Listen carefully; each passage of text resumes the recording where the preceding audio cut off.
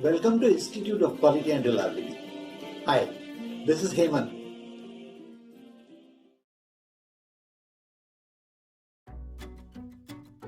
Failure mode and effects analysis.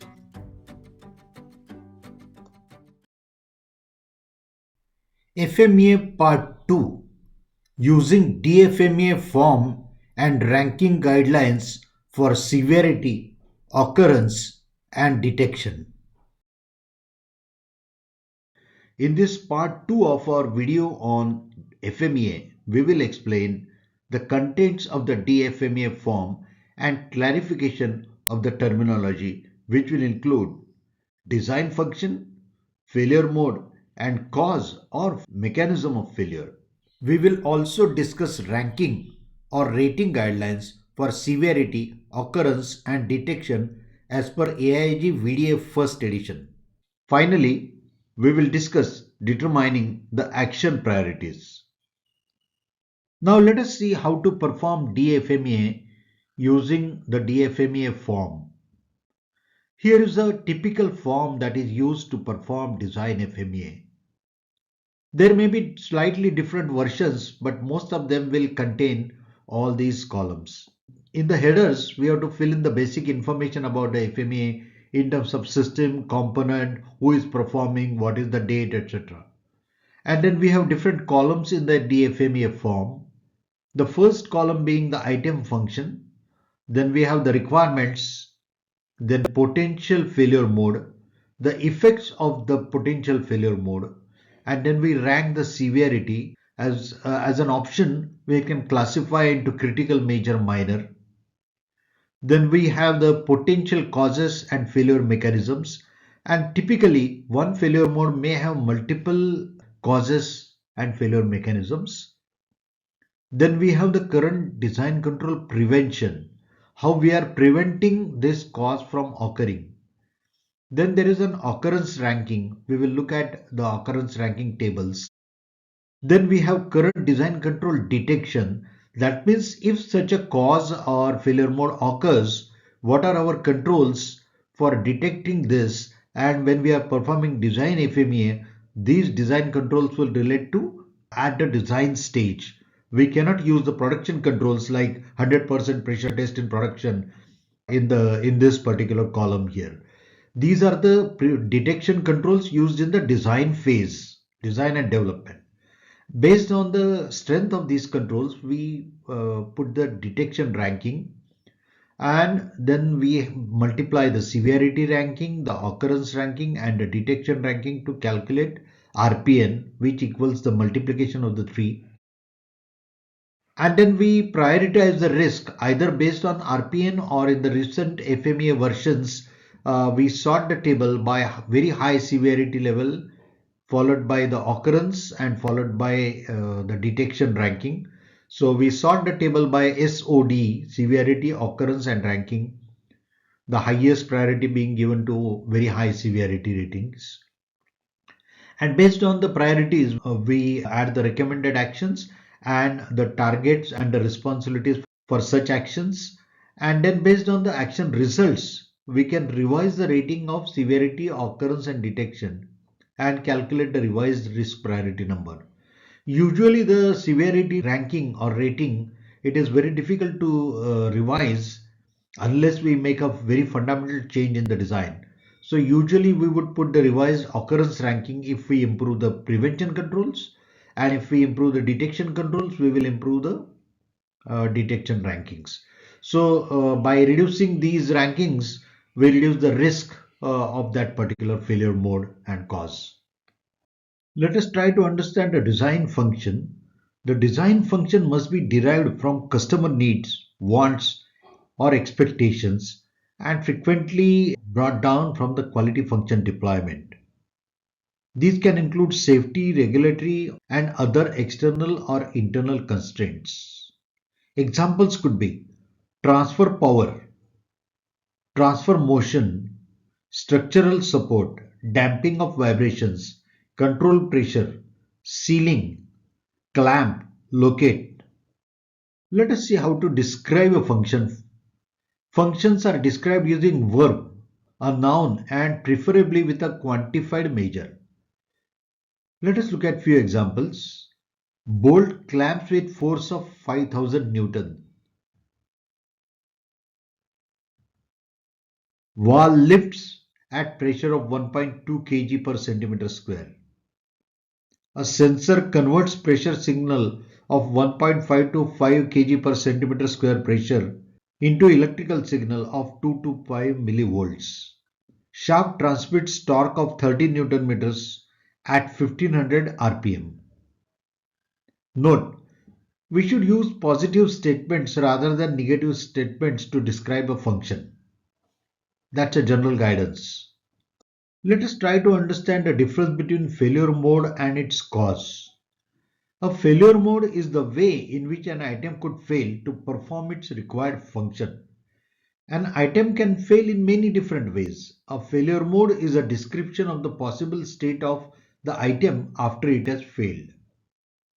Performance requirement of a water pump could be, for example, pump must provide an output between 100 to 110 liters per minute. Associated failure modes may be no output, low output, high output, or too much fluctuation in output. Cause of the failure could be drive shaft broken due to overload. It could be driving gear teeth failed due to pre-existing crack, or impeller slippage from the shaft due to low interference, etc. Let us now see the severity evaluation criteria for design FMEA.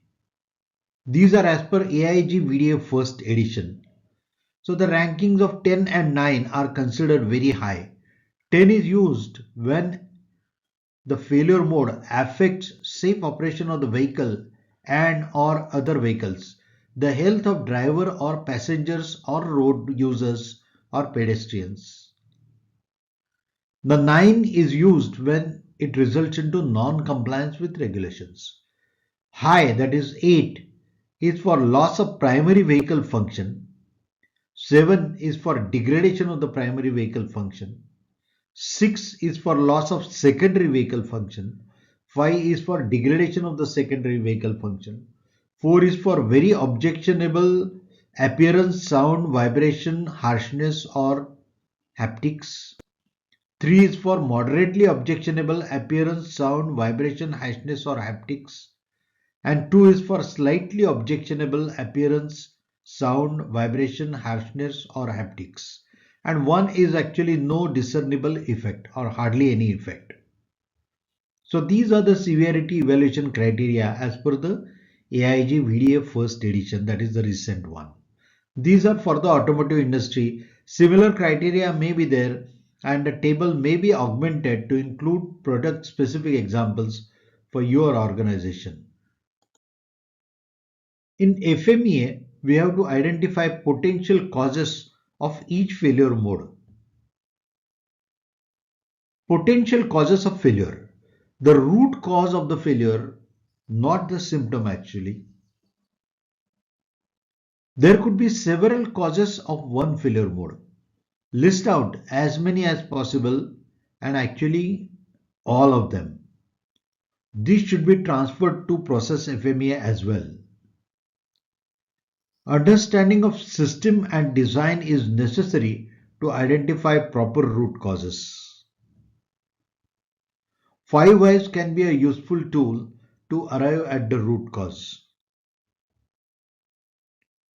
Examples could be tolerance is too wide, component strength lower than maximum stress, corrosion, fatigue, misuse, alteration of product, stress concentration, human error, incorrect choice of materials, interaction with the customer.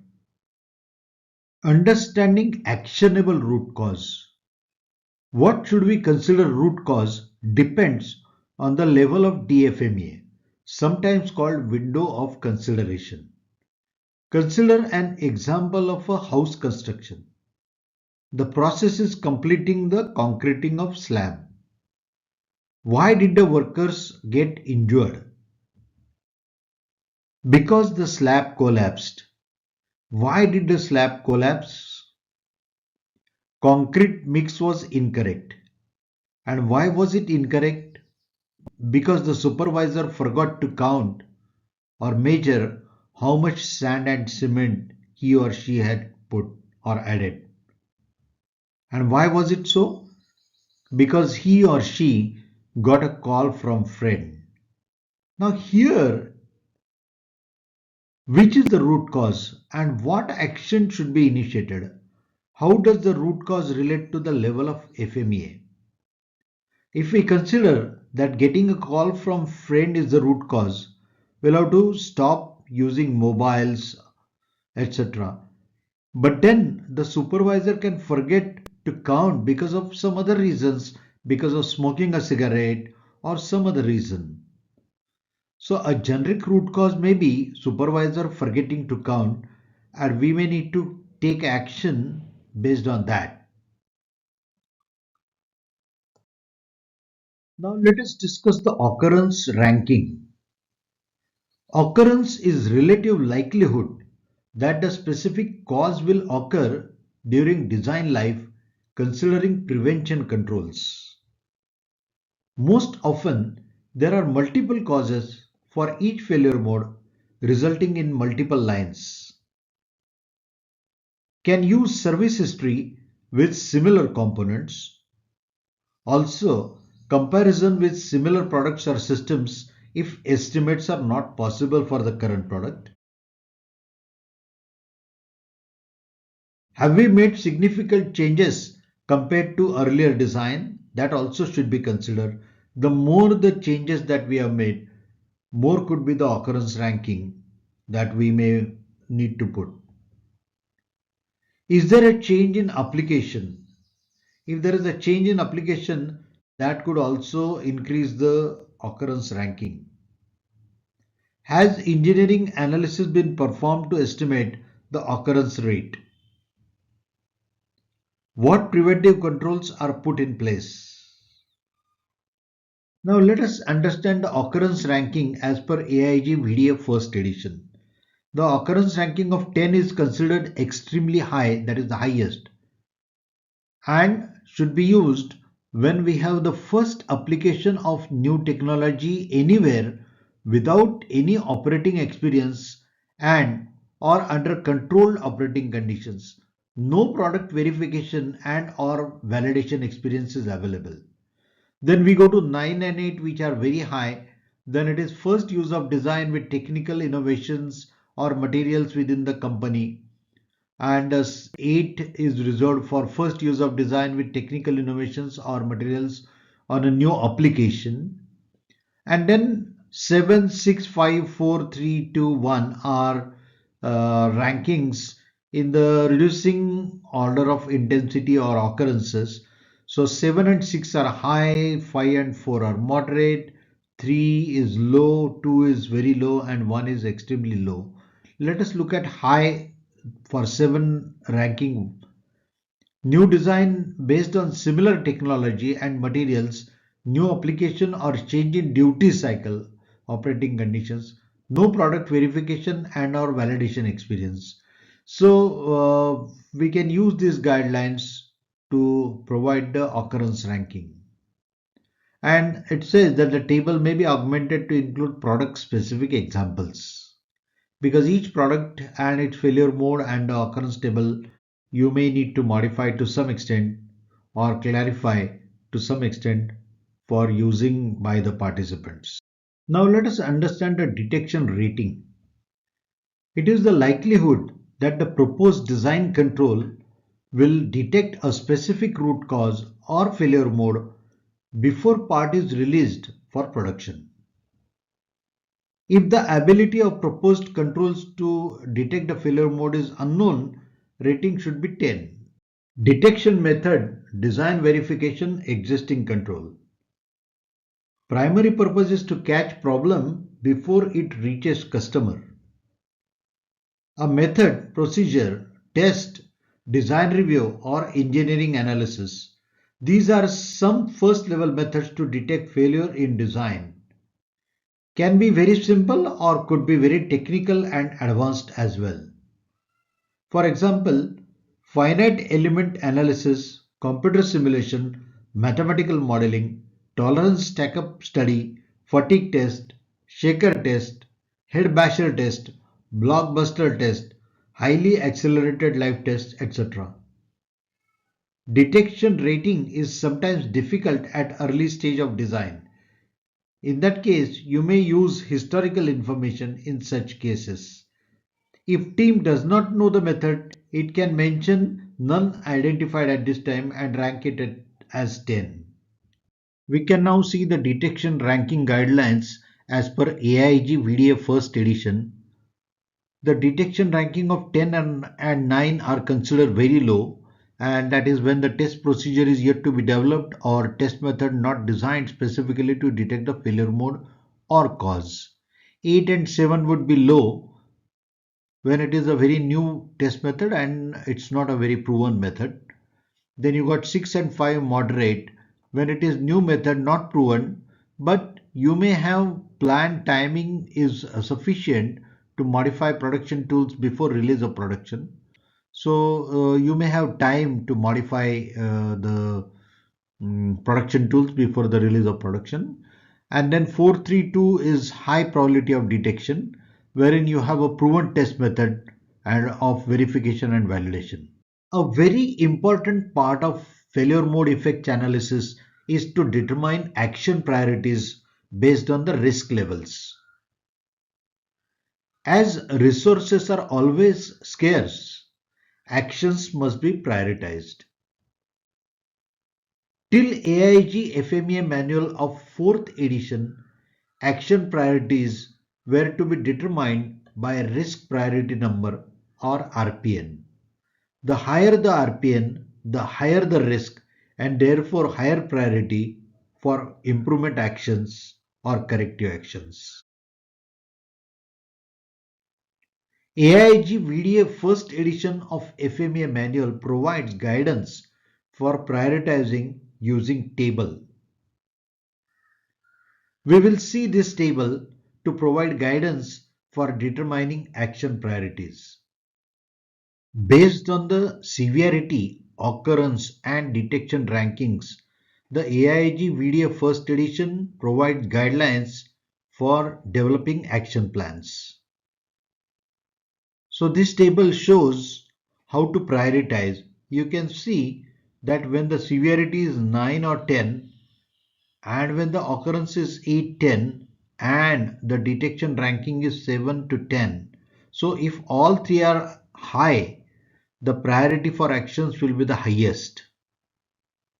And then it reduces as the numbers go down. You can see that the red ones would provide highest priority, followed by the yellow colored cells and then the green colored cells. Here are some comments about determining action priorities. Reducing severity ranking is usually possible only by design changes. However, each design change will not necessarily result in reduced severity ranking. Occurrence ranking can be reduced by actions such as error-proofing the design to eliminate failure mode, revised design geometry or tolerances or material, lowering stresses or replace weak components, adding redundancy in the designs. Detection rankings can be reduced by actions such as increased design validation testing, designed experiments, reliability analysis and testing. Let us do a quick recap on this FMEA Part 2 video. In this Part 2 of our video on FMEA, we have discussed the contents of the DFMEA form and clarification of the related terminology, design function, failure mode and cause or mechanism of failure, ranking or rating guidelines for severity, occurrence and detection as per AIG VDA first edition, and How to determine action priorities after completing the FMEA form. Thanks for watching this video. Hope you found it worth watching. Please subscribe to Institute of Quality and Reliability channel if you want to watch more videos on reliability engineering, Six Sigma, and statistical quality control. Thank you.